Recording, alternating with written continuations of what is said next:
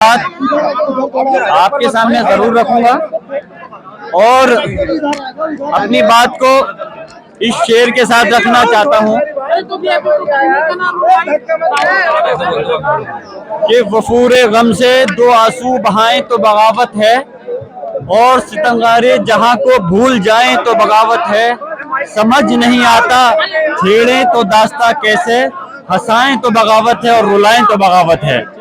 आज मैं जामा मस्जिद के अंदर, जो कि हमारी मस्जिद है, अल्लाह का घर है, और अब से नहीं कई सौ साल से ये मस्जिद तामीर है।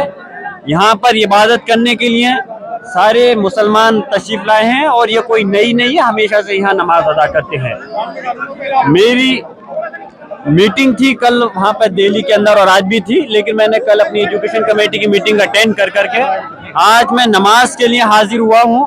मुझे मालूम चला कि पुलिस प्रशासन ने यहाँ बहुत तैयारी कर रखी है। पता नहीं तैयारी ये इतनी क्यों लगा रखी पुलिस फोर्स। यहाँ कोई जंग तो होने नहीं जा रही, यहाँ सिर्फ नमाज पढ़ने के लिए लोग आए हैं। और जैसा कि अभी 3 दिन पहले जो वाकया हमारे सामने आया, निहायत ही अफसोसजनक है। मैं अफसोसजनक इसलिए है क्योंकि संभल की सरजमी पर बहुत अमन व अमान के साथ, बहुत सुकून के साथ में सभी लोग, सभी धर्म बिरादरी के लोग सुकून से रह रहे हैं, लेकिन कुछ शरारती तत्वों ने इस माहौल को खराब करने का प्रयास कर रहे हैं। और वो शरारती तत्व उन्होंने जो याचिका डाली और उसके अंदर जो सर्वे का, मुझे ताज्जुब भी है इस बात का, और ये मेरा अधिकार है, मेरा अधिकार है कि मैं कोर्ट के आदेश को के खिलाफ आगे कोर्ट में जा सकता हूं, और जो कोर्ट ने आदेश दिया मैं उससे सहमत नहीं हूं। मेरा ये है कि इस आदेश के तहत, क्योंकि दूसरे पक्ष को यानी कि हमारे पक्ष के लोगों को नोटिस नहीं दिया गया, उनको सुना जाना चाहिए था पहले, सर्वे देने से पहले, आदेश देने से पहले। खैर कोर्ट का मामला है, उन्होंने आदेश दिया, लेकिन उससे ज्यादा मुझे ताज्जुब है कि संभल का पुलिस प्रशासन, इस उत्तर प्रदेश की हुकूमत के अधिकारी, पता नहीं ऐसा क्या हो रहा था कि आदेश उधर हो रहा है कोर्ट का और 1-2 घंटे के बाद में यहाँ पे सर्वे कराने के लिए लिया है। इतनी जल्दी कौन सी थी, क्या मजबूरी थी उनके सामने जो इतनी जल्दी सर्वे कराने के लिए लाए?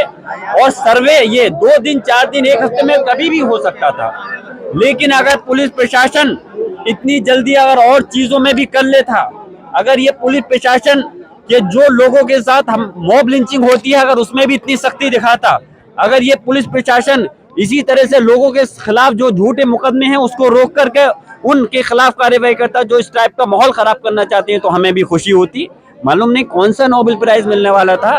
खैर फिर भी इन्होंने, पुलिस प्रशासन ने, कि अरे ये कितने भी, मैं खुले उससे कह रहा हूँ, कितने 10 चाहे ड्रोन कैमरे यहाँ पे लिया है, मैं खुली उससे आवाज को अपनी कह रहा हूँ, ये मस्जिद थी, मस्जिद है और इंशाअल्लाह मस्जिद रहेगी कयामत तक।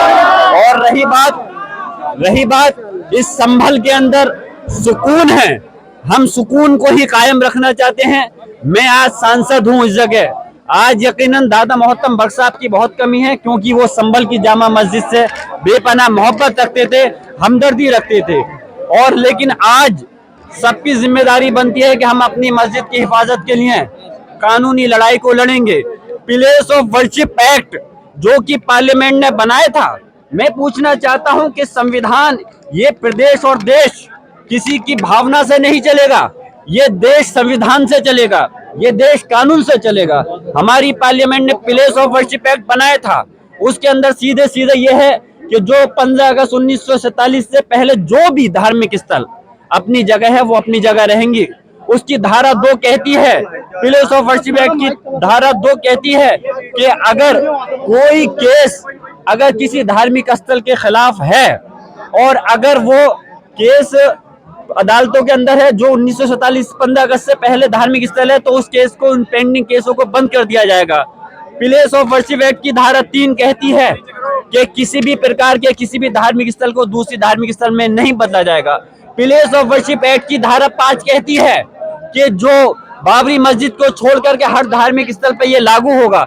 तो मैं पूछना चाहता हूं, क्या सुप्रीम कोर्ट का जो बनाया हुआ कानून है उसको मान्य, सुप्रीम कोर्ट ने पार्लियामेंट का बनाया हुआ जो कानून है उसको सभी लोगों को मानना पड़ेगा, चाहे पुलिस प्रशासन हो या कोर्ट हो, उस कानून को मानना है।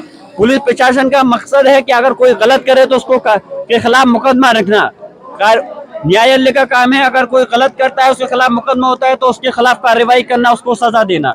लेकिन जो कानून बना हुआ है उसके खिलाफ आप कैसे कर सकते हो? हमारी मस्जिद को ये 2, 4, 5, 10 साल पुरानी नहीं है।